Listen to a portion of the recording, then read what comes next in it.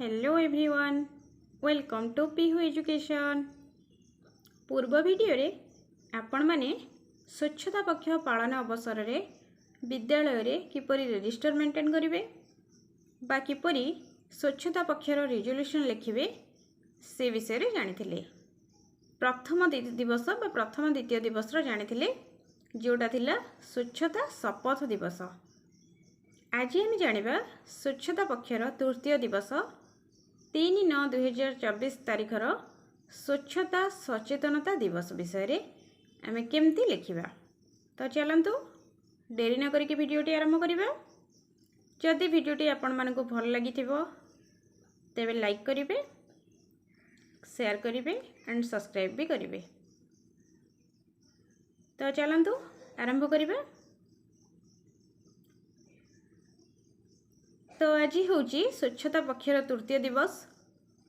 आज प्रसंग आज थीम हूँ स्वच्छता सचेतनता दिवस।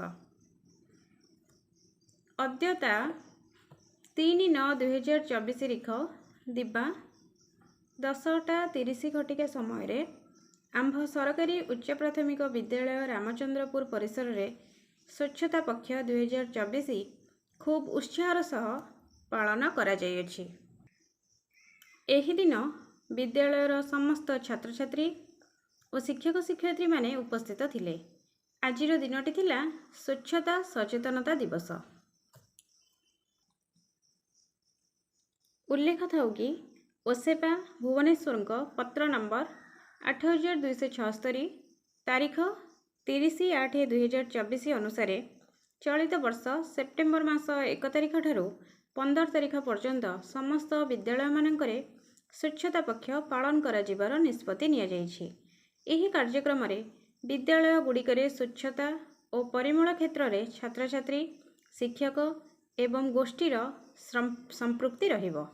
एणु आंभ विद्यालय रे मध्य एही दिवस खूब उत्साहर सह पालन करा जायछि। आज दिवसर मुख्य थीम थिला स्वच्छता सचेतनता दिवस। आजिर दिवस रे निम्न कार्यक्रम गुड़िक करा जायथिला। तो पॉइंट 1 बा नंबर 1 रे लिखिबे। आजिर कार्यक्रम अनुଯାयी बा कार्यसूची अनुଯାयी प्रथमे विद्यालय परिचालना कमिटी एसएमसी बा पीटीए एवं शिक्षक शिक्षयित्री मानकु नै विद्यालय परिसर रे दिबा 11 घटिका समय रे एक बैठकर आयोजन करा जायथिला। एही सभारे विद्यालयर प्रधान शिक्षयित्री सभापतित्व करथिले। बैठकर आरंभ रे सभापति महोदय आजिर बैठकर उद्देश्य विषय रे जणाइबा सह स्वच्छता और परिमल विषय रे आलोचना करथिले। विद्यालयर अन्य शिक्षक शिक्षयित्री माने मध्य उपस्थित सदस्य मानकु स्वच्छता और परिमल संपर्क रे बुझाइथिले। उपस्थित सदस्य माने स्वच्छता और परिमल संपर्क रे बुझी निज परिवेश को सफा सुतरा रखिबे बोली मत व्यक्त करिबा सह स्वच्छता और परिमलर कार्य प्रथमे आंभ विद्यालय आरंभ करिबा पई कहिथिले।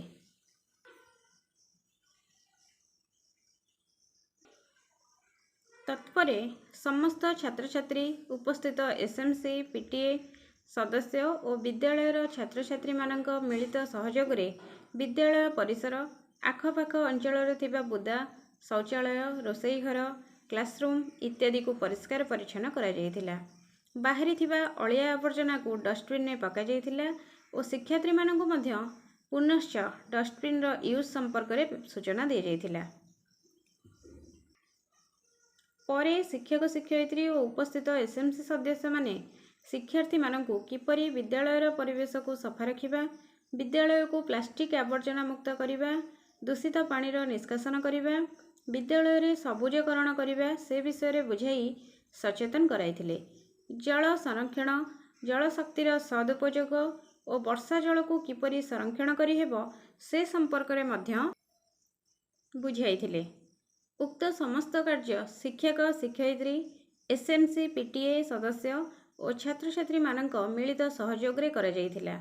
शेष में विद्यालयर प्रधान शिक्षक समस्त को धन्यवाद अर्पण पूर्वक आजिर कार्यक्रम को समाप्त करथिले। तो ए थिला तृतीय दिवस रिजोल्यूशन। आशा वीडियोटी आपण मानकु भल लागिबो। जदि भल लगी थाए तेबे निश्चय आपणमानଙ୍କ शिक्षक बंधुमानଙ୍କ सह शेयर करिवे। धन्यवाद।